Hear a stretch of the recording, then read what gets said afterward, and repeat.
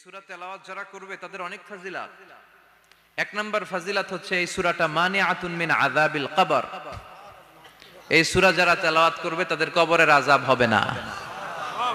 কবরে যাওয়া লাগবে কি লাগবে না? যাওয়া লাগবে না। কার কার হাত তোলেন? একজনও নাই। সবাই কবরে যাবেন। একদিন মাটির ভেতরে হবে ঘরে মন আমার, কেন বান্ধ দালান ঘর? প্রাণ পাখি উড়ে যাবে পিঞ্জর ছেড়ে, ধরা ধামে সবই রবে তুমি যাবে চলে। বন্ধু বান্ধব যত মাতা পিতা দ্বারা সুত সবই হবে তোমার পরে মন আমার, কেন বান্ধ দালান ঘর? একদিন মাটির ভেতরে হবে ঘরে মন আমার, কেন বান্ধ দালান ঘর? চিল্লায় বলেন ঠিক কিনা? যাওয়া লাগবে, কেউ বাঁচতে পারবে না। দাদা চলে গেল, বাবা চলে গেল, মামা চলে গেল, আমারও যাওয়া লাগবে। আরো সেলিব্রিটি চাই, আরো সম্পদের পাহাড় চাই। ব্যস্ত, আমরা মহা ব্যস্ত। এত ব্যস্ততা কিসের? স্টপ, থামেন, অনেক হয়েছে, আন না, বসেন, একটু ভাবেন। দাদা চলে গেল, বাবা চলে গেল, মামা চলে গেল, আমাকেও চলে যেতে হবে। মাঝে মাঝে কবরস্থানে যাবেন, যে একটু দেখবেন এই কবরস্থানে শিশুরা শুয়ে আছে, কিশোররা শুয়ে আছে, আপনার মতো তাগড়া যুবকরা শুয়ে আছে, ওদেরও রক্ত গরম ছিল আপনার মতো। আজ ওরা নাই, সব শেষ। আপনাকেও যেতে হবে। এই কবরে আমাদেরকে যেতে হবেই। কবরের প্রশ্নের উত্তর দিতে হবে। চিল্লায় বলেন ঠিক কিনা? কবরে প্রথম প্রশ্ন করা হবে, মার রব্বুক, তোমার রবের নাম কি? আমাদের রব কে? ওমা দীনুক, তোমার ধর্মের নাম কি? আমাদের ধর্মের নাম কি? বিশ্বনবীর চেহারা দেখিয়ে বলা হবে, এই লোকটাকে তুমি চিনো কিনা? চিনি না আমরা? চাঁদের চেয়ে সুন্দর তুমি, নবী আমার কমলিহি ওয়ালা, দু জাহানের বাদশাহ তুমি, প্যারা নবী সাল্লাল্লাহু আলা, দু জাহানের বাদশাহ তুমি, প্যারা নবী সাল্লাল্লাহু আলা, চাঁদের চেয়ে সুন্দর তুমি, নবী আমার কমলিহি ওয়ালা। সুবহানাল্লাহ পড়ে। আমাদেরকে জিজ্ঞেস করা হবে, রব কে? বলবো আল্লাহ। ধর্ম কি? বলবো ইসলাম। এই লোকটারে চিনো নাকি? আমরা বলবো চিনি, আমাদের প্রাণের নবী মুহাম্মদ সাল্লাল্লাহু। তিনটা প্রশ্নের উত্তর করতে পারলে এডিশনাল আর একটা প্রশ্ন, ওমা ইলমুক। এই তিনটা প্রশ্নের উত্তর জানলা কেমনে? নকল করছো নাকি? বাংলাদেশে নকল আছে না নাই? কোথায় নকল করে? হ্যাঁ, কিছু লিজেন্ড আছে দেখি, একেবারে জামার ভিতরে নকল, টুপির ভিতরে নকল, স্কেলের ভিতরে নকল, মৌজার ভিতরে নকল। আছে না নাই? কথা বলেন। ফেরেশতারা বলবে, তুমি তিনটা প্রশ্নের উত্তর করলে কি করে? আপনাকে বলতে হবে, আমি কোরআন থেকে শিখেছি, আমি হাদিস থেকে জেনেছি। চিল্লায় বলেন ঠিক কিনা? তখন ফেরেশতারা বলবে, আহলান ওয়া সাহলান, মারহাবান, কংগ্রাচুলেশন, তুমি উত্তর করতে পেরেছো। ইফসাহু লাহু কবরুহু ৭০ যিরান, আপনার কবরটারে ৭০ হাত লম্বা বানিয়ে দেয়া হবে। ইফতাহু লাহু বাবুন ইলাল জান্নাহ, জান্নাতের দিকে দরজা করে দেয়া হবে। ইউলবাসু মিন লিবাসিল জান্নাহ, জান্নাতের পোশাক পরিয়ে দেয়া হবে। আর বলা হবে, নাম কানাউ মিল আরুস, বাসর রাতে কনেকে নিয়ে বর যেমনি শান্তির ঘুম, আরামের ঘুম দেয়, তুমিও ঘুম দাও, ঘুমাও।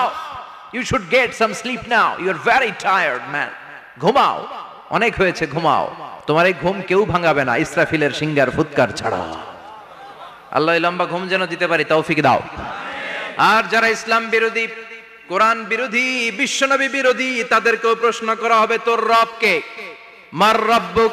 সে বলবে, লা আদরি, আমি কিছু জানি না, আমি মাফ চাই, দোয়াও চাই। কথা কন, জানি না, আমি কিছুই মনে করতে পারছি না, আমি কিছু জানি না, আমার ধর্ম নাই, কর্ম নাই, আমার ধর্ম যার যার, উৎসব সবার, আমার কোনো ধর্ম টর্ম নাই, আমার কোনো নামাজ রোজা নাই, আমার কোনো রব নাই। দ্বিতীয় প্রশ্ন, ওমা দীনুক, তোর ধর্মের নাম কি? সে বলবে, ধর্ম কি আমি জানি না, আমি ধর্মরে গালি দিতাম, আমি দুনিয়া ইসলাম রে বাস দিতাম, আমি আলেম ওলামাদের বিরোধিতা করতাম, আর শাহবাগের মঞ্চে উঠে ভাষণ দিতাম। আছে না নাই? সব গুমর ফাঁস হয়ে যাবে। ইয়াউমুত তাকাবুন। এরপর বিশ্বনবীর চেহারা দেখিয়ে বলা হবে এই লোকটারা চিনো নাকি? সে বলবে চিনি না, তবে আমার বন্ধুরা তার বিরুদ্ধে ব্লগে লিখতো, আমিও ব্যাড ব্যাড কমেন্টস করে দিতাম। এই লোকটার বিরুদ্ধে আমি কার্টুন বানাতাম, এই বিশ্বনবীর বিরুদ্ধে আমি কথা বলতাম। চিল্লায় বলেন ঠিক কি না?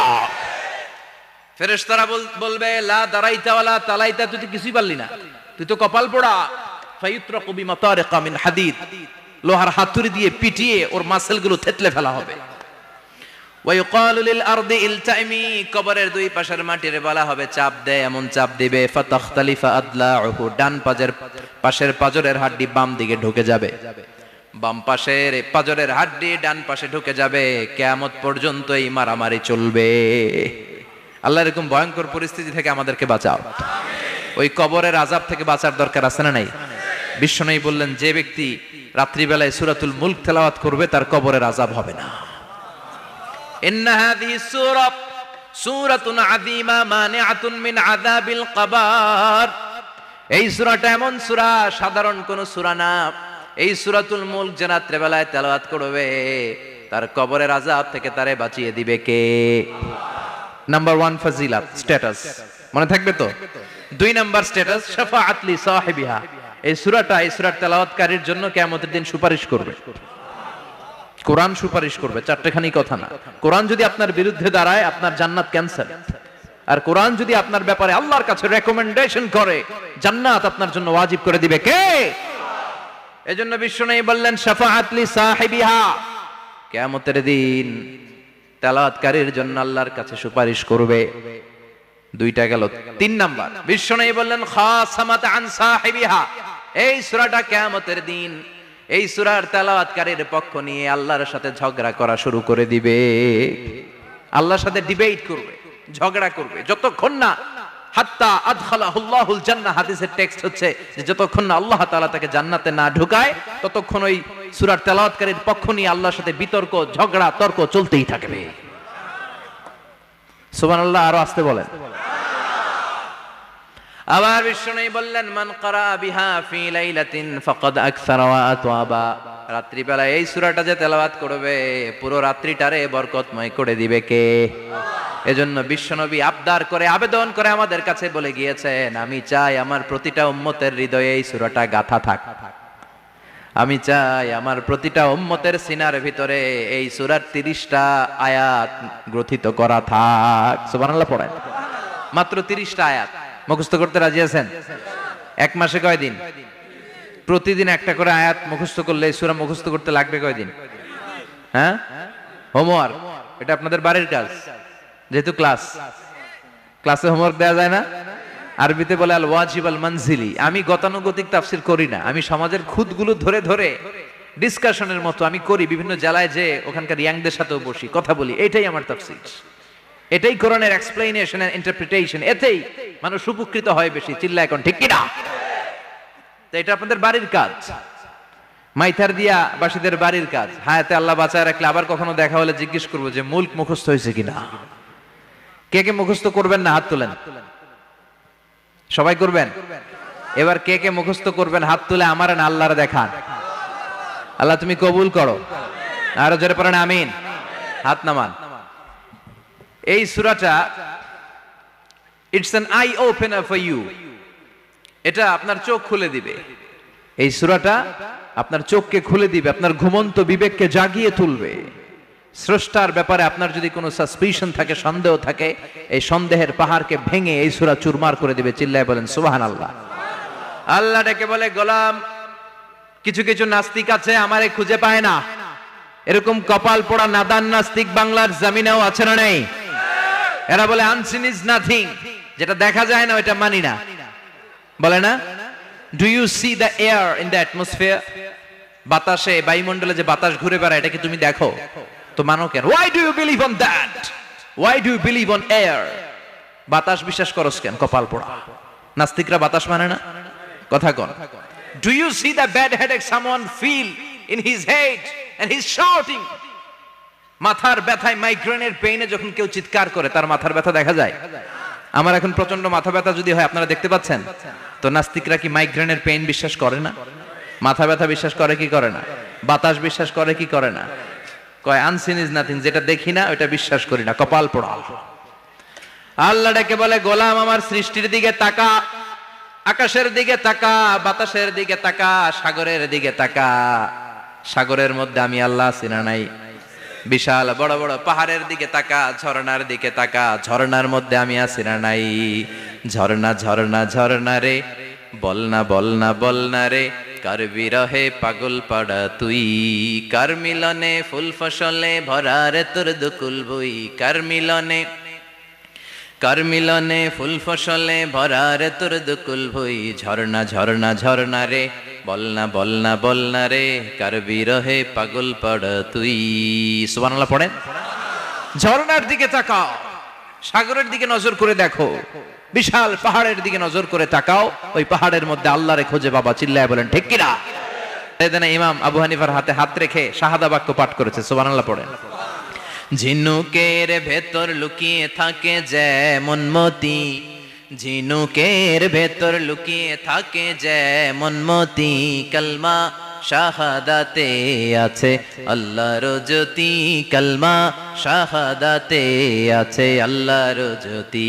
সুবহানাল্লাহ পড়েন। এই জ্যোতি যার হৃদয়ে একবার টাচ করে তার জন্য জান্নাতকে খুলে দেয় কে? এজন্য এই সূরা পড়লে নাস্তিকরা নাস্তিক থাকবে না। নাস্তিকদের জন্য এখানে আল্লাহ মেডিসিন দিয়েছেন, কিছু ডোজ দিয়েছেন। আলহামদুলিল্লাহ পড়েন। এই সূরা থেকে আমরা কিছু সময় কথা শুনবো, শুনতে রাজি আছেন তো?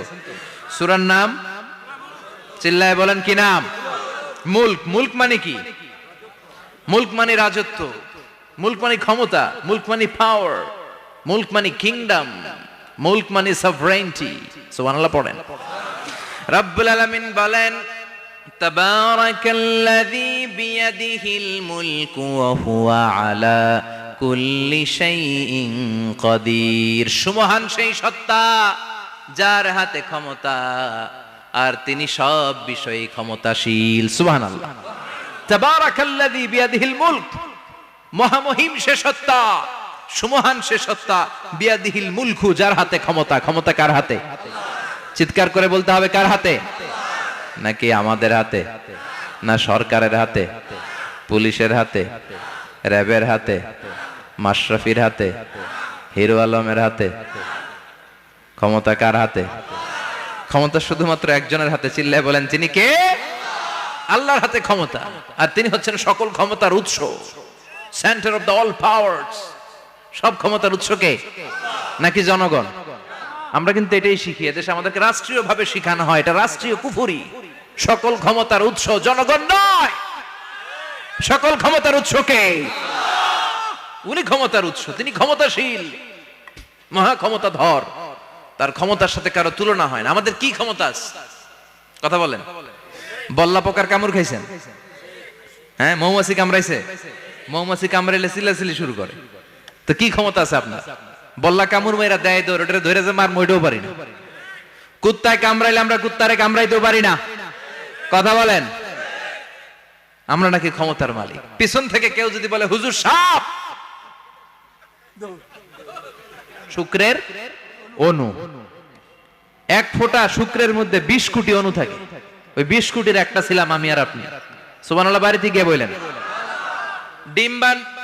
ডিম্ব আমরা ছিলাম না, আমরা ছিলাম ডিম্বাণু। ডিম্বের এই ডিম্বাণু আর শুক্রাণু দুইটা মিলে আল্লাহ আমাদেরকে বানায় ফেললেন জাইগট, সেখান থেকে এমব্রয়ো, তারপরে আস্তে আস্তে ইনিশিয়াল স্টেজগুলো শেষে একটার পর একটা স্টেজ পার করে তিনি আমাদেরকে বানালেন আলাকা, সেখান থেকে মুদগা, আমাদের দেহের ভেতরে তিনি স্কেলিটন ভরে দিলেন, কঙ্কাল, মাথার স্কাল দিলেন, খুলি দিলেন, নাক কান গলা দিলেন, আমার রেসপিরেটরি সিস্টেম চালু করে দিলেন। কত ছোট ছিলাম আমি, ক্ষুদ্র ছিলাম আমি। ফালয়ানজুরিল ইনসানু মিম্মা খুলিকা, খুলিকা মিম্মা ইন দাফিক। মানুষের উচিত তার সৃষ্টি প্রক্রিয়ার দিকে নজর করে তাকানো। বাবার পিঠ থেকে সবেগে নির্গত হওয়া পানি দিয়ে মায়ের পেটে তোমারে ঢুকায় দিল কে? নাপাক পানি থেকে ছোট্ট ব্যাঙ্গাচির মতো ছিলাম, জোকের মতো মায়ের জরায়ুর দেয়ালে লেগেছিলাম। সেখান থেকে বড় করতে করতে আমার রেসপিরেটরি সিস্টেম, আমার হেয়ারিং সিস্টেম, আমার সব সিস্টেমগুলো তিনি আমার দেহের ভিতরে সেট করে দিল। চিল্লায় কোন সুবহানাল্লাহ। 120 দিনের সার্টেন পিরিয়ড শেষে তিনি দেহের ভিতরে রুহের ফুৎকার দিলেন। দেয়া মাত্রই আমার রুহুতে ধপ ধপ ধপ শুরু হয়ে গেছে। ওই যে ধপ ধপ শুরু হয়েছে আজও থামে নাই। এই ধপ ধপ থামলে বাঁচবেন? দম ফুরাইলে আমরা ঠুস হয়ে যাবো, ঠিক কিনা?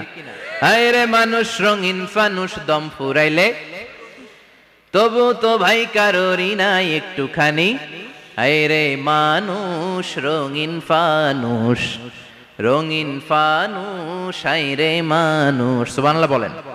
সে আল্লাহ বললেন, গোলাম জীবন আর মরণের মাঝখানে আমি তৈরি করেছি রুহু। পৃথিবীর বিজ্ঞানীরা সব বানাতে পারে, কম্পিউটার বানাতে পারে, প্লেন বানাতে পারে, হেলিকপ্টার বানাতে পারে, রকেট বানাতে পারে, কিন্তু গোটা বিশ্বের সব বিজ্ঞানীরা মিলে কি রুহু বানাতে পারে নাকি? কথা বলেন। গত বছর সোফিয়া নামে একটা রোবট আসছিল না? কথা কন। ওটা মাথা উঁচু করে নিচু করে কথা বলতে চায়, মানুষের মতো হতে চায়। আসলে কি মানুষ? ওটার মধ্যে কি রুহু আছে? রুহু বানাইতে পারবে কেউ? এই রুহু নিয়ে যে কত গবেষণা, মুমূর্ষ রোগীদের উপর গবেষণা চালিয়েছে অনেক। বুলেট প্রুফ গ্লাসের ভিতরে মুমূর্ষ রোগীকে রেখে রেখে তারা চেক করতে চেয়েছে আমেরিকান বিজ্ঞানীরা যে রুহু কোন দিক দিয়ে বেরোয়। তারা ওজন করে দেখে মানুষ মরে গেলে কোন লাশের ওজন বেড়ে যায়, কোন লাশের ওজন কমে যায়। যেটাতে কমে গেছে 2-1 কেজি কমে যায়, তার অবাক। কি আগে ছিল 80 কেজি, এখন হইছে 78 কেজি, তার মানে 2 কেজি না, এটাই রুহু। এটাই কি? এটা হচ্ছে গবেষণার ধাপ। অনেকগুলো মডিউল তারা আনে, অনেক মুমূর্ষ রোগীকে গ্লাস ফিটিং করা, ইন্টেনসিভ কেয়ারে রেখে তারা অবজার্ভ করে, আর অক্সিজেন মাস্ক খুলে দিয়ে তারা দেখে যে লোকটা ছটফট করে কিভাবে মরে। মরার আগে ওজন মাপ ছিল 80 কেজি, মরে গেছে পরে আবার ওজন দিয়ে দেখে 78 কেজি। কমছে কয় কেজি? বিজ্ঞানে কয় পাইছি। সবাই কয় কি পাইছো? কয় রুহু। কয় কই পাইলেন? কয় আগে 80 এখন 78, 2 কেজি। রুহুর ওজন কয় কেজি? তো বিজ্ঞানীদের সিস্টেম হচ্ছে যে কোনো একটা বিষয়ের উপর গবেষণা চালালে তারা পূর্ণাঙ্গ ডিসিশনে পৌঁছতে পারে না। They couldn't jump to the final conclusion just on one module, based on one module. They cannot do it. তাদের অনেকগুলো মডিউল আনতে হয়। তারা আবার নমুনা আনলো আরেকটা। মুমূর্ষ রোগী, অক্সিজেন চেম্বার লাগানো, মাস্ক লাগানো, এটা খুলে ফেললে মরে যাবে। বুলেট প্রুফ করা গ্লাসের ভিতরে ঢুকিয়ে এটার ওজন মাপ, এটার ওজন 60 কেজি। এবার মাস্ক খোল, মাস্ক খুলছে ছটফট ছটফট করে, এটা শেষ। এবার মাপ দেখ, এবার মাইপা দেখা গেছে 63 কেজি। কয় কেজি বাড়ছে? এক একটার এক এক সিস্টেম হইতেছে, কোনোটা কমে, কোনোটা বাড়ে, কোনোটা কিচ্ছু হয় না। সবাই কয় তাইলে আপনি রুহু পাইলেন কই? আগেরটা কম ছিল, মনে করছিলেন 2 কেজি কমছে, ওইটাই রুহু, এখন 3 কেজি বাইরে গেছে, মিলাইবেন কি দিয়া? কথা কন। আল্লাহ ডেকে বলে, গোলাম কিয়ামত পর্যন্ত একটার পর একটা মুমূর্ষ রোগীকে বুলেট প্রুফ গ্লাসের ভেতরে ঢুকাতে পারবি, গবেষণা করতে পারবি, মাগার রুহু খুঁজে পাবি না। চিল্লায় বলেন ঠিক কিনা? কারণ এই রুহুর মালিক কে? সে আল্লাহ বললেন, আল্লাযী খালাকাল মাউতা ওয়াল হায়াতা লিয়াবলুয়াকুম আইয়ুকুম আহসানু আমালা। জীবন আর মৃত্যু বানালাম তোমাদেরকে পরীক্ষা করার জন্য। পরীক্ষা আছে না নাই? গোটা দুনিয়াটাই পরীক্ষা। আল্লাহ যারে পছন্দ করে বেশি তার পরীক্ষাও। আসাদুন নাসি বালাআন আল আম্বিয়া। এই পৃথিবীতে আল্লাহ সবচেয়ে বেশি বালা মুসিবত দিয়ে পরীক্ষা করেছেন নবীদের। কারণ নবীরা আল্লাহর কাছে কম প্রিয় না বেশি প্রিয়? যেহেতু প্রিয় বেশি, পরীক্ষা। এজন্য মুমিনের উপর যদি পরীক্ষা আসে, মুমিনের উপর যদি অত্যাচার আসে, মুমিনের উপর যদি ধৈর্যের পরীক্ষা আসে, জেল জরিমানা আসে, মুমিন ওইটারে ভয় পায় না। মুমিন ভয় পায় একজনকে। চিল্লায় বলেন তিনি কে? কারণ আল্লাহর ঘোষণা, ওয়ালা তাহিনু ওয়ালা তাহজানু। ঘোষণাটা কার? ভয় নাই, তোদের চিন্তা নাই। আনতুমুল আ'লাউনা ইন কুনতুম মুমিনিন। তোমরাই বিজয়ী হবা যদি মুমিন হও, যদি মুমিন হও। এজন্য ধৈর্যের পরীক্ষা দিতে হবে, আল্লাহর উপর তাওয়াক্কুল করতে হবে, অত্যাচার আর জুলুম আল্লাহর নামে সহ্য করে যেতে হবে। চিল্লায় বলেন ঠিক কিনা? কারণ মুসলিমের সাথে আল্লাহ থাকে। মুসলিমের বদদুয়াকে বিশ্বনবী ভয় করতে বলেছেন, কারণ মুসলিমের বদদুয়ার মাঝে আর আল্লাহর মাঝে পর্দা থাকে। যারা দুনিয়ার বুকে জুলুম করে তাদেরকে ক্ষমতার মসনদ থেকে নামিয়ে দেয় কে? আর যারা মজলুম হয়, যাদের রক্ত দিয়ে জমিন ভেজে, তাদেরকে জমিনের ক্ষমতা দিয়ে দেয় কে? আর যারা রক্ত ঝরায়, ইতিহাস বলে তারা শেষ পর্যন্ত প্রাণ আর জান নিয়ে পালাবার জায়গাটা পায় না। চিল্লায় বলেন ঠিক কিনা? এজন্য মুমিন খুব ভালো করে জানে রাত্রি যত গভীর হয়, সুবহে সাদিকের সময় কাছে আসতে থাকে। গর্ভবতী নারীর পেটের জ্বালা যন্ত্রণা ব্যথার পেইন যত বাড়ে, নতুন মেহমান আগমনের সময় কাছে আসতে থাকে। তেমনি ইসলামের পক্ষের শক্তির উপর যদি অত্যাচার, অনাচার, স্টিম রোলার বেড়ে যায়, এটা প্রমাণ করে ইসলামের বিজয়ের সময় কাছে আসতে শুরু করেছে। চিল্লায় বলো ঠিক কিনা? এজন্য রাব্বুল আলামিন ডেকে বলেন, গোলাম লিয়াবলুয়াকুম আইয়ুকুম আহসানু আমালা, কে ভালো আমল করো, কে খারাপ আমল করো, এজন্য আমি জীবন মরণ তৈরি করেছি। চিল্লায় কোন ঠিক কিনা? এরপর আল্লাহ বললেন, ওয়ালাকাদ যায়্যানাস সামাআদ দুনিয়া বিমাসাবিহা ওয়া জাআলনাহা রুজুমান লিশ-শায়াতিন। সুবহানাল্লাহ বলেন। ওয়ালাকাদ যায়্যানাস সামাআদ দুনিয়া। মাইকম্যান কোথায়? সাউন্ডটা বাড়াও। এত দুর্বল কেন তোমার সাউন্ড? মনে হচ্ছে আমি মাইক ছাড়া কথা বলছি। সাউন্ডটাকে স্ট্রং করো। ওয়ালাকাদ যায়্যানাস সামাআদ দুনিয়া, I have beautified the closer sky with candles, with light and stars. আল্লাহ বললেন, আমি দুনিয়ার আকাশকে তারা দিয়ে সুশোভিত করেছি। আকাশে তারা আছে না নাই? এগুলো এমনি এমনি হয়েছে না? তৈরি করছে কে? বিশ্বাস হয়? কোনো সন্দেহ আছে? এখন তো লাইটিং ফাইটিং এর যুগে তারার যে কি সৌন্দর্য আমরা বুঝি না। আমরা যখন ছোটবেলা গ্রামে যেতাম, রাতের বেলা তারার মেলা, কি সুন্দর, একটার চেয়ে একটা সুন্দর। শুকতারা, ধ্রুব তারা, সপ্তর্ষি মণ্ডল, 7টা তারার একটা চেইন আছে, চেনেন এগুলো? কি সুন্দর তারা! এগুলো তৈরি করে রেখেছে কে? প্রথম আকাশের মহাশূন্যকে আল্লাহ এই তারকা দিয়ে বিউটিফাই করেছেন। It's a candle. আল্লাহ সাজিয়ে রেখেছেন। আমরা খালি চোখে যেটা দেখি, এটা কিন্তু আকাশ না, এটা প্রথম আকাশ নয়। প্রথম আকাশ যে কত দূরে আমেরিকার নাসার বিজ্ঞানীরাও জানে না। খালি চোখে আমরা যা দেখি, এটা প্রথম আকাশের মহাশূন্য। এর অনেক অনেক অনেক উপরে প্রথম আকাশ। এরপরে দ্বিতীয় আকাশের মহাশূন্যের স্তর শুরু, এরপরে দ্বিতীয় আকাশ, তারপরে তৃতীয় আকাশের মহাশূন্যের স্তর শুরু, তারপরে তৃতীয় আকাশ। একটার চেয়ে আরেকটা বড়। প্রথম আকাশের চেয়ে দ্বিতীয় আকাশ কত বড় বলি, আপনার হাতের আংটিটা যদি সাহারা মরুভূমিতে আপনি ছুঁড়ে ফেলে দেন, পুরো মরুভূমির তুলনায় আংটি যত ছোট, আল্লাহর দ্বিতীয় আসমানের তুলনায় আল্লাহর প্রথম আসমানটা ঠিক তত ছোট। একটার চেয়ে একটা বড়, একটার চেয়ে একটা বড়। সূর্য দেখে আমরা অবাক হয়ে যাই। 9,30,00,000 মাইল দূরে, এই পৃথিবীর চেয়ে 13 লক্ষ গুণ বড়। এটার সানশাইন, আলো আসতে পৃথিবীতে 8 মিনিট 18 সেকেন্ড লেগে যায়। আমরা মনে করছি সূর্যই বড়। আমরা বসে আছি মাইথার দিয়াতে, তাই না? এই জায়গাটার নাম কি? মাইথার দিয়া। কি খালি এতটুকু প্যান্ডেলের সমান? কত বড় মাইথার দিয়া! এই পুরো মাইথার দিয়া কোন থানায় পড়ছে? দাউদকান্দি। দাউদকান্দি হচ্ছে কুমিল্লার 16টা থানার একটা, ঠিক কিনা? 16 থানা মিলে কুমিল্লার একটা জেলা। এরকম কয়টা জেলা আছে? 64 জেলা। এই 64 জেলা মিলে আমাদের সুজলা সুফলা শস্য শ্যামলা ডিজিটাল বাংলাদেশ। কথা কন। আর বাংলাদেশ হচ্ছে পৃথিবীর সবচাইতে বড় দেশ। হ্যাঁ, 64 জেলা, এরপরে ছোট। যাদের অ্যাটলাস ম্যাপ নিয়ে যাদের ধারণা আছে, তারা দেখবেন বাংলাদেশ এই শব্দটা লেখার জায়গাও আমরা পাই না। মানচিত্রে বাংলাদেশ শব্দটা লেখার জায়গা পায় না। বিআরএ উঠে যায় ইন্ডিয়ার উপর, আর ডিএসএচ উঠে যায় আবার ইন্ডিয়ার উপর। মাঝখানের 2টা অক্ষর বাংলাদেশের উপরে পড়ে। চিল্লায় বলেন ঠিক কিনা? কত ছোট দেশ। পাশের ইন্ডিয়া 20-25 গুণ বড়। ইউরোপ আমেরিকার অনেক দেশ আছে, আমেরিকায় বাংলাদেশের চেয়ে 100 গুণ বড়। কানাডা কয়েকশো গুণ বড়। রাশিয়া কয়েকশো গুণ বড়। এরকম প্রায় 200 দেশ নিয়ে পৃথিবীর স্থলভাগ, আর 70% হচ্ছে শুধু পানি। এই সব মিলে আমাদের এই পৃথিবী। আর এত বড় পৃথিবীর চেয়েও নাকি সূর্য 13 লক্ষ গুণ বড়। তার মানে সূর্যই বড় না, সূর্যের চেয়ে অনেক বড় তারা আছে। সূর্যের পরে পৃথিবীর সবচেয়ে কাছের যে তারা বা স্টার, ওটার নাম হচ্ছে প্রক্সিমা সেন্ট্রাই। নাম কি? প্রক্সিমা সেন্ট্রাই। এরপরে আলফা সেন্ট্রাই এ, আলফা সেন্ট্রাই বি, ইটা ক্যারিনা, বেটেলজিউস, এরকম একটার পর একটা তারা। যেই সূর্য পৃথিবীর চেয়ে 13 লক্ষ গুণ বড়, বেটেলজিউস নামে একটা তারা আছে, ওটা সূর্যের চেয়ে 33 কোটি গুণ বড়। তার মানে কি বেটেলজিউসই সবচেয়ে বড় না, ছোট্ট একটা তারা। এই বেটেলজিউসরে খেয়ে ফেলাইতে পারে এরকম 1000 কোটি গুণ বড় সাইজের তারা আছে না নাই? এরকম কয়েক বিলিয়ন তারা নিয়ে আমাদের গ্যালাক্সি গঠিত। আমাদের গ্যালাক্সি, এটার নাম মিল্কি ওয়ে। এটার নাম কি? আমাদের গ্যালাক্সি, এই গ্যালাক্সিতে আমাদের অবস্থান। এরকম কত হাজার কোটি গ্যালাক্সি আছে আমেরিকার নাসার বিজ্ঞানীরাও জানে না। আমাদের গ্যালাক্সির সবচেয়ে কাছের যে গ্যালাক্সি, ওই গ্যালাক্সিটার নাম হচ্ছে অ্যান্ড্রোমেডা। কি নাম? অ্যান্ড্রোমেডা। আমাদের গ্যালাক্সি থেকে কেউ যদি কাছের গ্যালাক্সি অ্যান্ড্রোমেডাতে যেতে চায়, তার 2.5 মিলিয়ন লাইট ইয়ার্স সময় লেগে যাবে।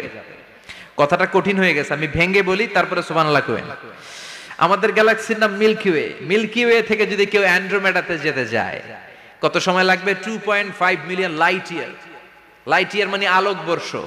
আলোর গতিতে যদি ছোটা যায়, 2.5 মিলিয়ন মানে হচ্ছে প্রায় 25 লক্ষ। তাহলে পৃথিবীতে সবচেয়ে দ্রুতগামী যে বিষয়টা আবিষ্কৃত হয়েছে সেটা হচ্ছে আলো।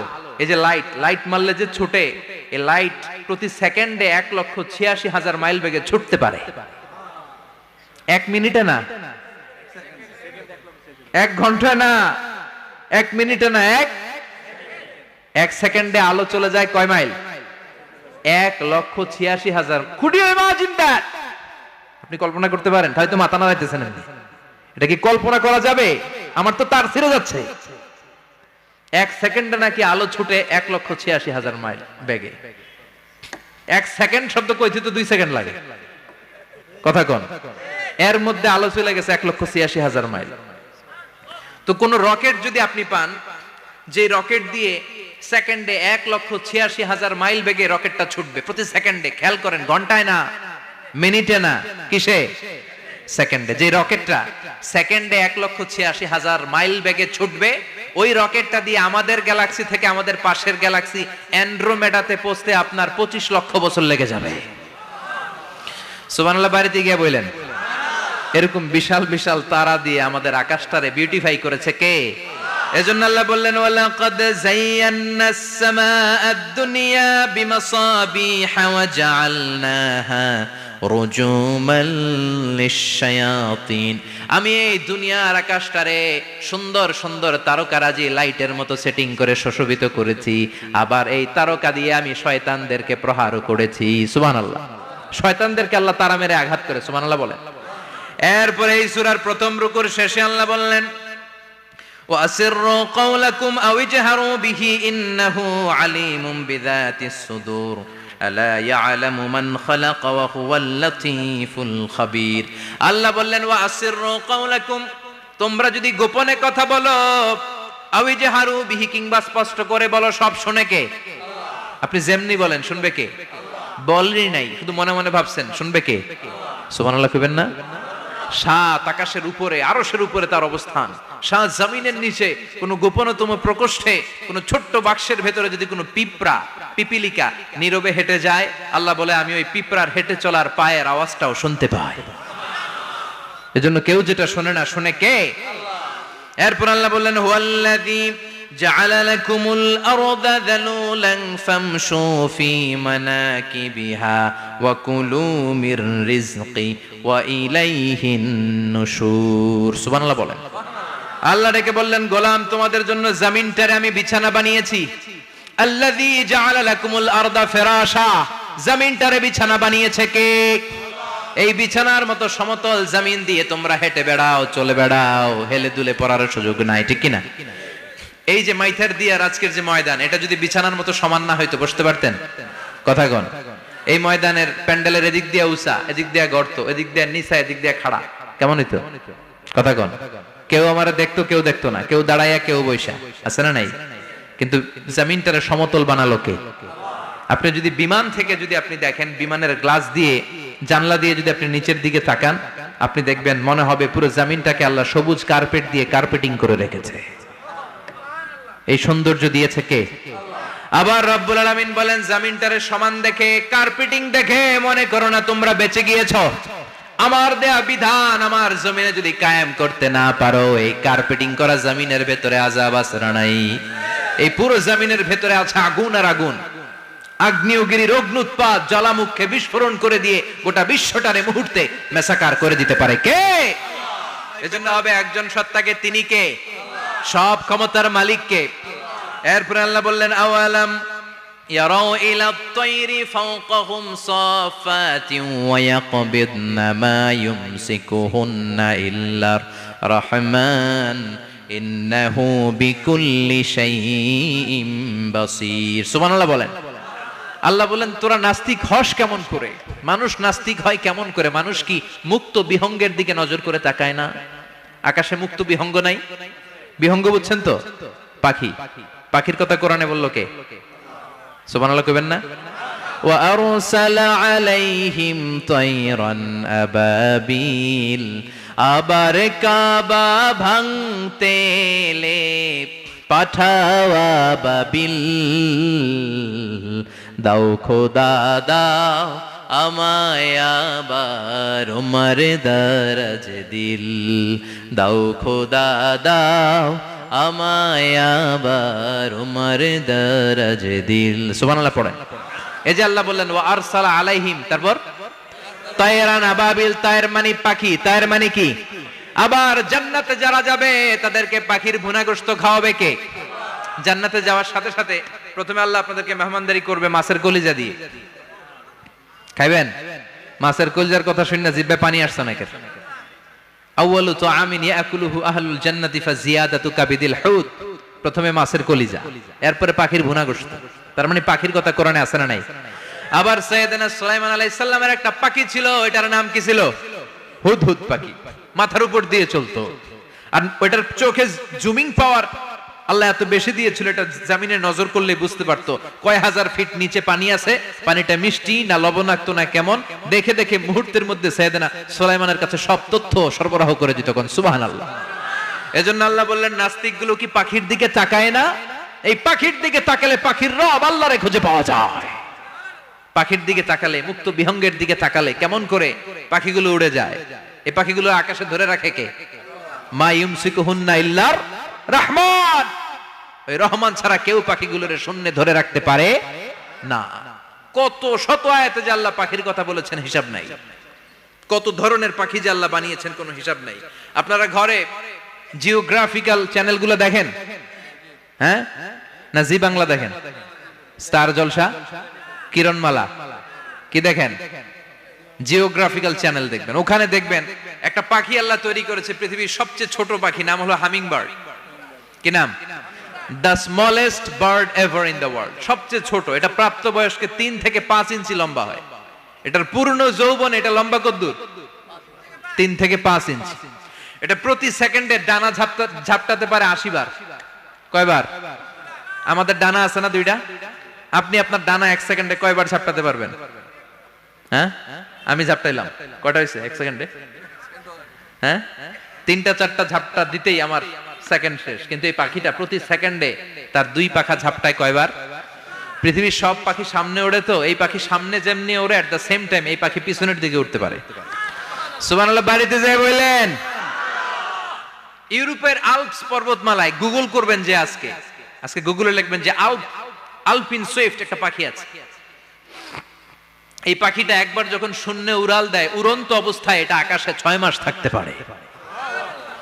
আকাশের মেঘের আপ থেকে পানি খায়, শূন্যে ভেসে বেড়ানো পোকামাকড় ধরে খেয়ে বেঁচে থাকে। 6 মাস পর একবার জমিনে ল্যান্ড করে, নামে কয়েকদিন থেকে আবার উড়াল মারে, আবার উড়াল মারলে আবার 6 মাস। আলপিন সুইফট।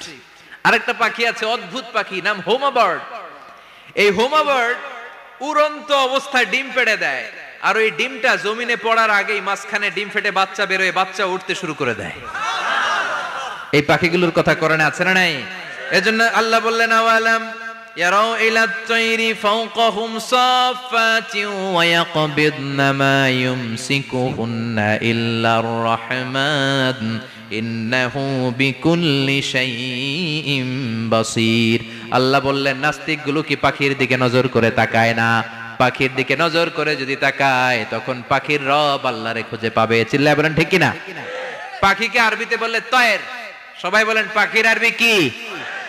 বিমানের আরবিও তয়ের। পাখি আরবি যা, বিমান আরবিও। এই পাখি নিয়ে গবেষণা করে বিমান বানাইছে। সুবহানাল্লাহ কইবেন না? আমরা বানাই নাই, আমরা তো খোঁচাখুচিতে ব্যস্ত, আমরা আছি ফতুয়া নিয়ে ব্যস্ত।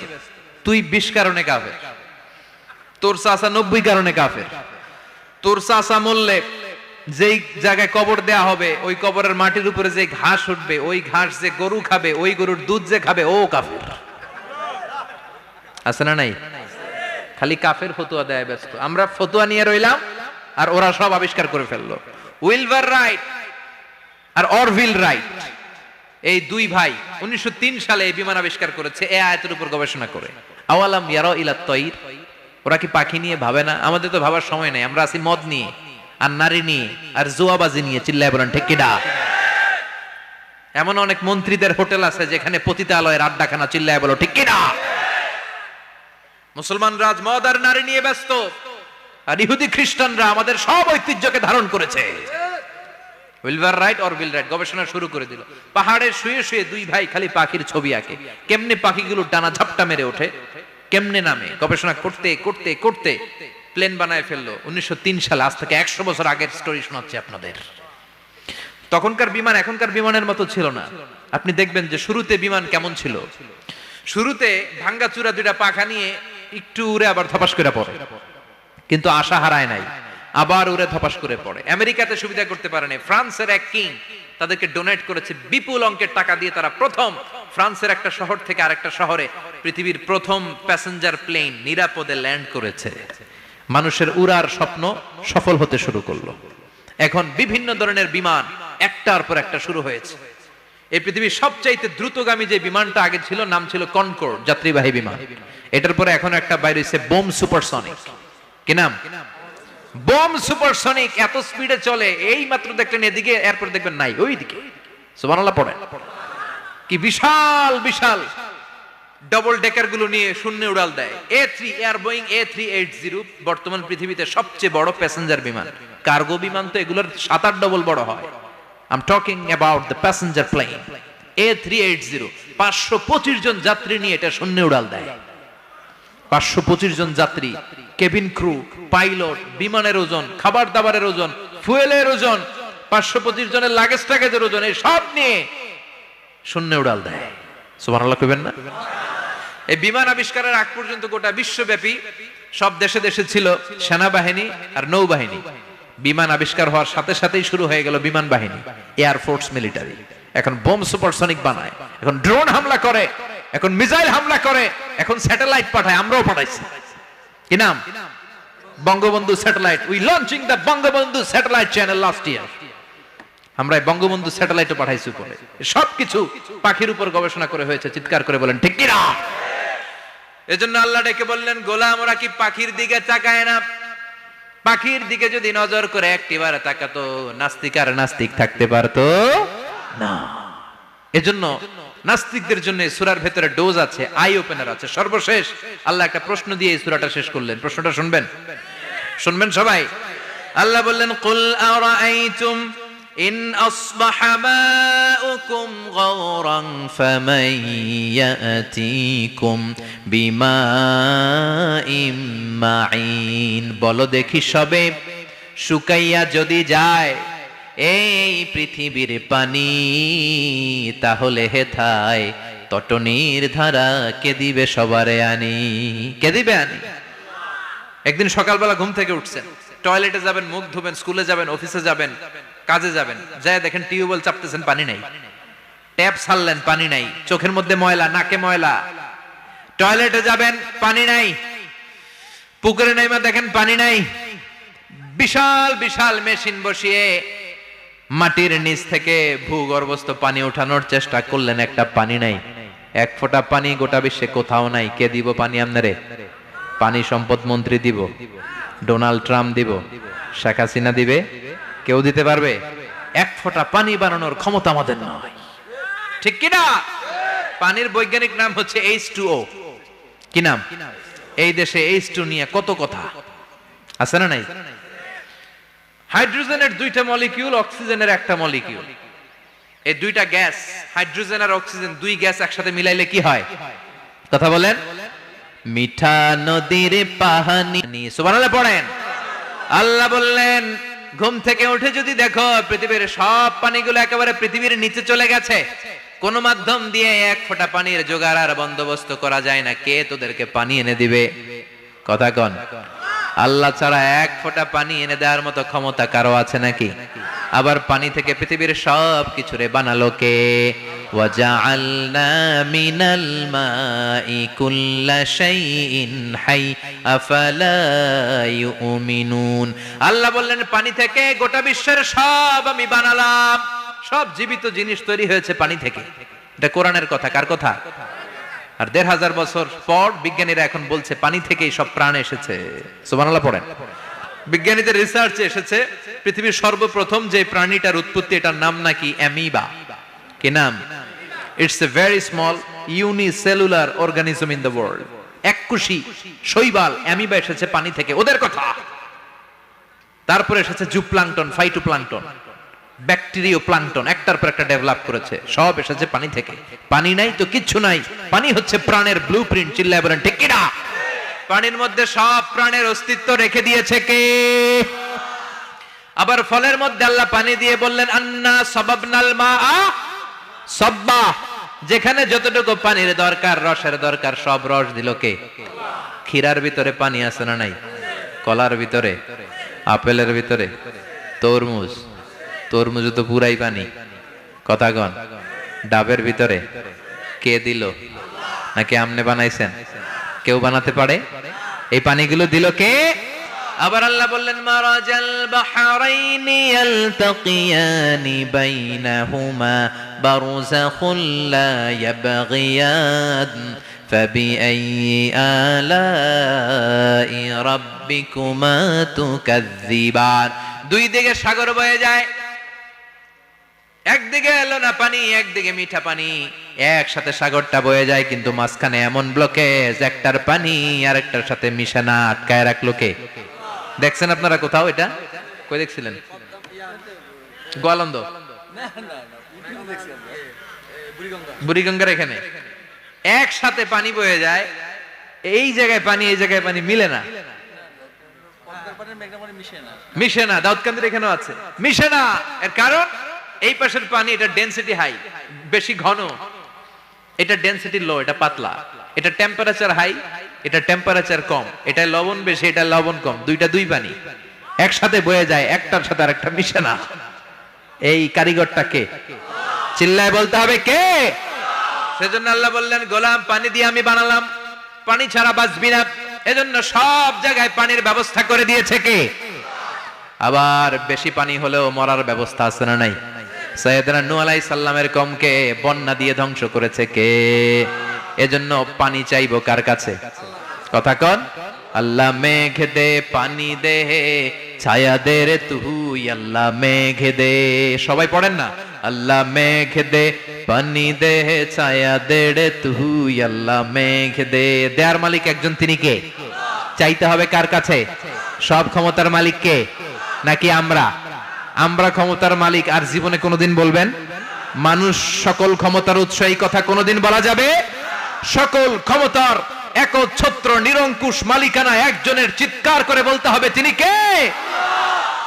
বিপদে আপদে সবসময় আমরা তার কাছে চাইবো, তার কাছে ফিরবো। আল্লাহ আমাদের সবাইকে কথাগুলো বুঝে আরো আমল করার তৌফিক দান করুন। আরো জোরে পড়েন আমিন। দোয়া করে দিব। যতগুলো কথা বললাম কোরআন সুন্নাহর আলোকে বলেছি, বানিয়ে কিছু বলি নাই। তারপরেও আমার মনের অজান্তে কোনো মিস ইনফরমেশন যদি আমার মুখ ফসকে বেরিয়ে যায়, সেগুলো যেন আল্লাহ তাআলা আপনাদের স্মৃতিপট থেকে মুছে দেয়। পড়েন আমিন। সত্য সুন্দর হকের পক্ষে যা বললাম তার সব যেন আল্লাহ আমাদের সবাইকে আমলের তৌফিক দান করে। আমরা পড়ি আমিন। আল্লাহুম্মা আমিন। ইয়া রাব্বি লাকাল হামদু কামা ইয়ানবাগি লিজালালি ওয়াজহিকা ওয়া আযীমি সুলতানিক। লাকাল হামদু বিল ঈমান, লাকাল হামদু বিল ইসলাম, লাকাল হামদু বিল কুরআন। اللهم اجعل حزاننا وذهاب همومنا وغمومنا واجعله شفيعنا يوم الحساب وارزقنا تلاوته آناء الليل وأطراف النهار. ربنا ظلمنا أنفسنا وإن لم تغفر لنا وترحمنا لنكونن من الخاسرين. ربنا آتنا في الدنيا حسنة وفي الآخرة حسنة وقنا عذاب النار. اللهم إنك عفو كريم تحب العفو فاعف عنا. اللهم إنك عفو كريم تحب العفو فاعف عنا.